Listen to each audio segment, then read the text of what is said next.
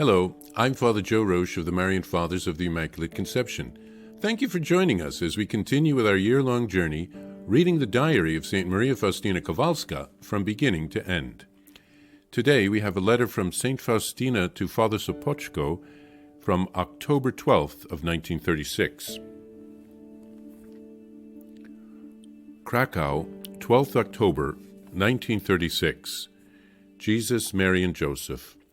Most Reverend and dear Father, thank you very much for your letter, which caused me so much joy.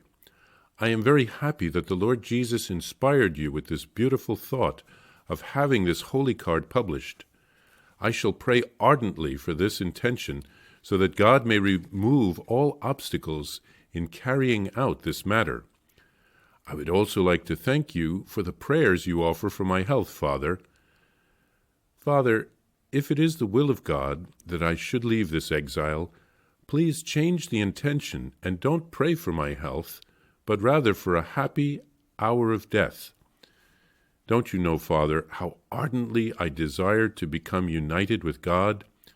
So why do you hold me back with your prayer? I would also like to thank you for your absolution and blessing, which I greatly appreciate. But unfortunately and surprisingly, I got better, and that in a very short time. I now take part in all spiritual exercises, and I have even resumed my duties in the garden. I really do not understand this sudden improvement in my health. Father, next time I shall do things differently. I will let you know when I am already with the Lord Jesus. Dear Father, I do apologize for writing so much about this illness of mine. As regards the diary, I thought of sending it to you through Father Andras, who will not refuse me this favor. Father Andras has great respect for you, Father, and he instructs me to inform you about the more important occurrences taking place in my soul. Father Andras has already asked me twice whether I have some kind of notebook where I could jot down everything that the Lord Jesus tells me. I can see that his direction does not differ in any way from yours, Father. How infinitely good God is to me. What would I do all by myself now that I have been led to the summits? One false step, and it can cause shipwreck.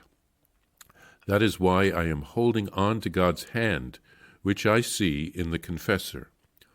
Although you did not write anything about yourself, Father, I knew about everything, and I talked much about it with God. A soul which is especially loved by God is always tried in this way. Patience always gains the victory, and everything changes in time. Father, I would still like to add that at present my communion with God is the same as before, only with this difference. Right now, such a great longing for God comes over me that I do not understand how one can go on living without him. This love of God leads me into a kind of agony and longing for him.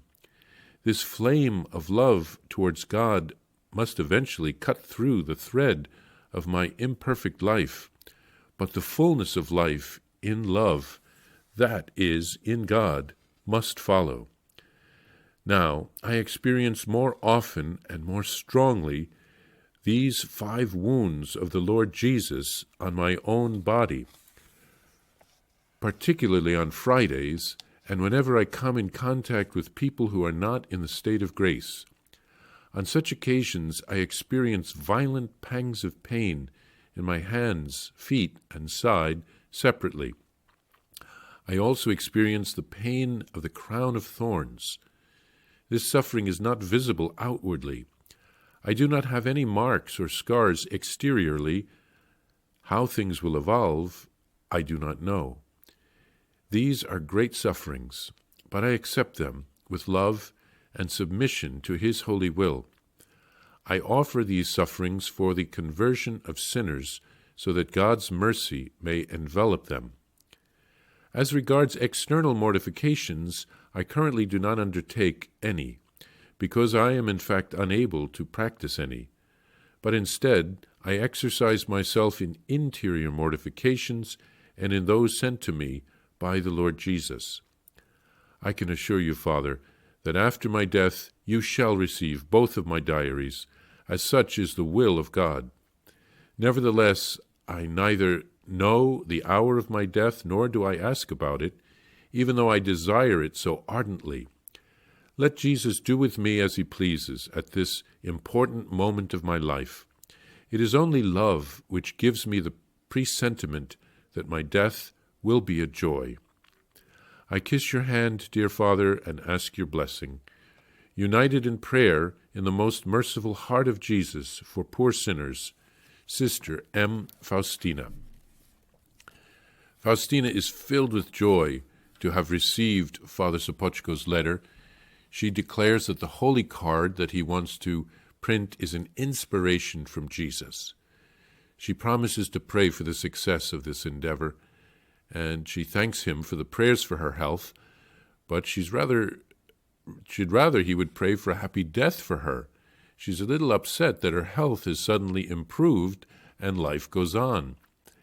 This is still about 2 years before her death. We have to accept God's will in all things. Father Andras had also asked if she was keeping a diary, and Faustina notices the similarity in the way that both of the priests offer her spiritual direction. Both of them are led by Jesus. Faustina reveals that she had already been enlightened about Father Sopoćko's sufferings before he had written about them. And Faustina counsels him that suffering is part of our purification. And then she speaks about the state of her soul.